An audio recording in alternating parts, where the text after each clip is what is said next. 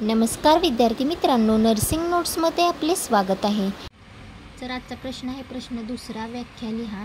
तर पहिला प्रश्न आहे वंध्यत्व। ज्या पुरुष अथवा स्त्रियांमध्ये प्रजोत्पादन करण्याची क्षमता नसते त्याला वंध्यत्व असे म्हणतात। स्त्रियांप्रमाणेच पुरुषांमध्ये देखील वंध्यत्व आढळते, तरी भारतामध्ये वंध्यत्वाचे प्रमाण पुरुषांपेक्षा स्त्रियांमध्ये जास्त प्रमाणात आढळते। दुसरा आहे प्रसूतीपूर्व रक्तस्राव। ज्यावेळी गरोदरपणाच्या 28 आठवड्यानंतर परंतु प्रसूतीपूर्व जननमार्गाने किंवा जननमार्गात रक्तस्राव होतो त्यास प्रसवपूर्व रक्तस्राव म्हणजेच APH म्हणजेच अँटीपार्टम हेमरेज असे म्हणतात। तिसरा आहे सूतिकावस्था। प्रसूतीनंतरच्या 40 दिवसाच्या म्हणजे 6 आठवडे बोलीभाषेतील 1.25 महिन्याच्या काळाला सूतिकावस्था असे म्हणतात।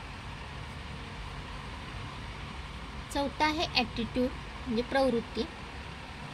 गर्भाची वृत्ती गर्भाशयात बाळाच्या शरीराच्या अवयवाची स्थिती दर्शवते।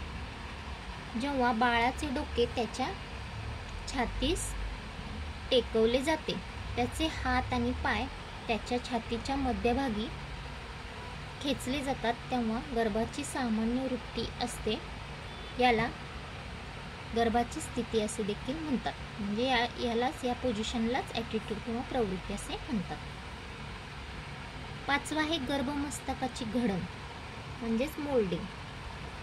गर्भमस्तक जननमार्गातून बाहेर येत असताना त्यांच्या आकारमानात व आकारात म्हणजे साईज आणि शेपमध्ये जो स्वाभाविक बदल होतो त्याला गर्भमस्तकाची घडण असे म्हणतात, म्हणजेच मोल्डिंग असे म्हणतात। हे 5 प्रश्न आपण सॉल्व केले आहेत। आता यात पुढील प्रश्न मी पुढच्या व्हिडिओमध्ये लवकरात लवकर घेऊन येते। तोपर्यंत माझ्या चॅनलला लाईक, शेअर, सबस्क्राईब, कमेंट करायला विसरू नका। थँक्यू।